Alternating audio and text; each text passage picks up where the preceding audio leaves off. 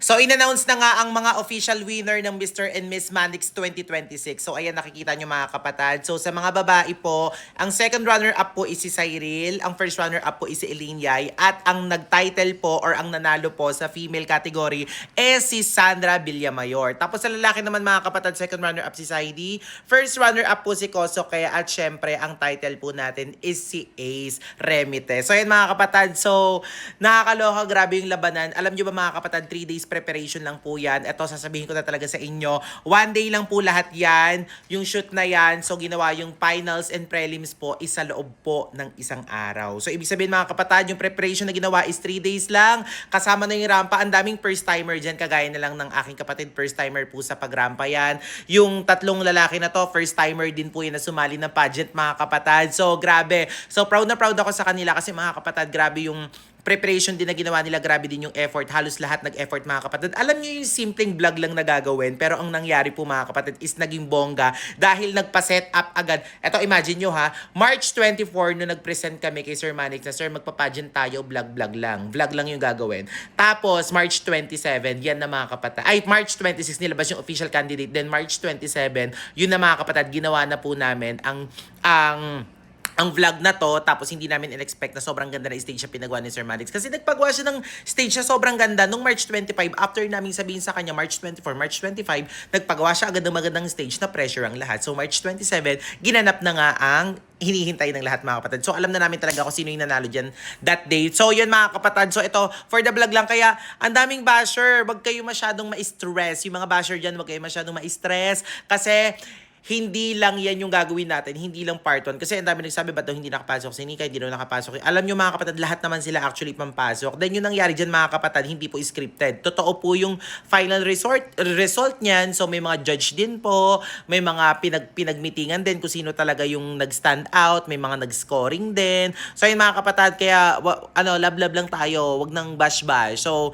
eto, may announcement ako sa inyo. This summer, magkakaroon tayo ng summer edition. Then patutunayan talaga nila, ito, preparation talaga malala. Magkakaroon ng preparation na malala lahat ng official candidate mga kapatid ha. So, expect nyo na maraming sasali dito. So, abangan nyo yan. Mr. and Miss Manix Summer Edition 2026 this coming April na po. So, ayan mga kapatid. Kaya kung gusto nyo po ng ganon, ng Summer Edition, i-comment nyo dito. May preparation po yan. Talagang paghahandaan po lahat ng candidate yan. Lalaki man yan or babae. So, mag-comment kayo kung gusto nyo ng Mr. and Miss Manix Summer Edition. Comment nyo ngayon na. Bilis! Favorite lang daw si Elaine, kaya daw pumasok sa top 3 sa Mr. and Miss Manix 2026. Sabi, binabatikos ngayon si Elaine, ang dami niyang basher, sobrang daming basher ni Elaine tsaka ni Saidi. Kino-comment nila yung picture, ginagawang meme, pinagtatawanan, pinagkokomenta ng kung ano-ano. Alam niyo mga kapatid, even naman yung kapatid ko, hindi niya rin naman expect na mapapasok siya sa top 3. At the same time, alam niyo yung that night, ayaw niya na rin mapasok kasi gusto niya rin magpahinga na. Tapos binabash niyo siya na hindi daw marunong rumampa, hindi marunong mag-Q&A. Alam niyo mga kapatid, first time pong sumali ng kapatid ko sa pageant. Sorry, gusto ko lang ipagtanggol yung kapatid ko kasi sobrang nai-stress ngayon yung kapatid ko sa mga nababasa niya sa social media. Okay? So, even Saidi, binabash, ba't daw naka-rubber shoes? Alam niyo mga kapatid, yung pageant po na yun, ginawa po namin, sinut po namin yan for 1 day. So, yung preparation po niyan, 3 days. So, 24, nilabas po namin yung nag-propose po kami kay Sir na magpa-pageant, then hindi namin in-expect na kinabukasan magpapagawa si Sir ng sobrang gandang stage, as in mala event na talaga. Tapos sa pressure kami, lahat naman yan mga kapatid is nag-effort. Sinasabi kasi ng iba, nagko-comment sila, wala namang mga alam, sinasabi na, grabe nag-effort yung iba malala, tapos ipapasok nyo sa Elaine. Alam nyo mga kapatid, lahat po kami nag-effort.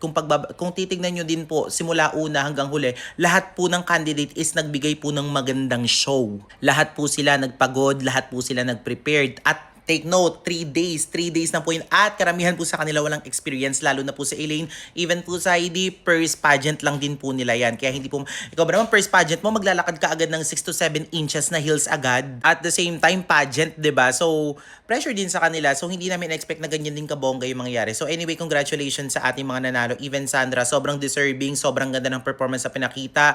Lahat ng candidate, even Nika, even din si Elaine, sobrang galing rumampa. So, alam nyo mga kapatid, love lang lang tayo kasi grabe yung mga fan base ng ibang candidate, grabe i-bash si Elaine. So sana wag naman yung ganun, yung below the belt kasi wala namang magtatanggol sa kapatid ko kung hindi kami lang din naman. Tsaka sinasabi niyo na favorite si Elaine. Paano magiging favorite si Elaine, mga kapatid? Tingnan niyo naman, lahat naman sila nag-effort diyan. Baka sabihin mas sikat, mas ganito. Mga kapatid, hindi po sa ganun yon. Kahit po si Sir Manix, lahat ng judge doon, may yay daw kasi na judge, ganito, ganyan. Hindi po sa ganun yun, mga kapatid. Tsaka masyado yung siniseryoso, masyado yung mga bagay-bagay. Okay, kung papipiliin lang talaga yung kapatid ko, ayaw niya rin naman mapasok dyan eh. Kasi alam naman nila na ganyan din yung mangyayari, nababatikusin sila ng fans, especially ang lalaki na rin talaga ng mga fan base ng Ace at the same time yung Kosherin, ang lalaki ng fan base nila. So wala silang kasalanan doon kasi magkakaibigan yung mga yan, magkakaibigan sila Elaine, sila Shilane, sila Nika, sila Ace, yan magkakaibigan yung mga yan, mga kapatid. So kayo lang gumagawa ng issue sa kanila.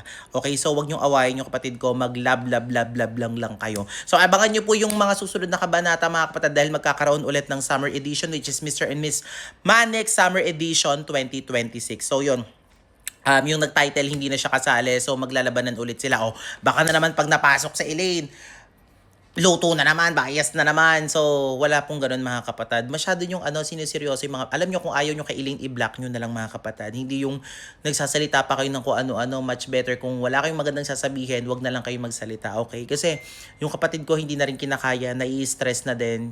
Ulitin ko, wala ibang magtatanggol sa kanya kundi kami lang din, mga kapatid niya. So yun lang, hindi ako makatulog kasi grabe yung iyak ngayon ni Elaine. So, yun lang, mga kapatid. Love lang. Shilane is the real winner. Alam nyo, mga kapatid, kahit naman siguro ako yung judge, alam nyo, isasali ko talaga si Shilane sa top 3. Then yun din yung sinasabi ko. Ang top 1 ko is Sandra. Number 2 ko Nika. Number 3 ko is si Shilane. Then number 4 ko is si Cyrene, then number 5 ko si Elaine. Kasi syempre alam ko yung capabilities na meron yung kapatid ko, at the same time hindi dahil sa alam nyo yun, parang kapatid mo yun, bakit hindi mo siya piliin. Syempre mga kapatid, tsaka masyado yung siniseryoso yung mga bagay-bagay, no? Vlog po yung ginawa namin na yun, hindi lang talaga namin alam na sobrang bongga. At the same time, eto, tandaan nyo ha, alam nyo, mga kapatid, ang importante lahat sila nag-enjoy. Huwag nyo po silang pag-away-awayin, ha? Kayo lang mga fans ang nag-aaway-away sa kanila, wala pong issue sa kanila.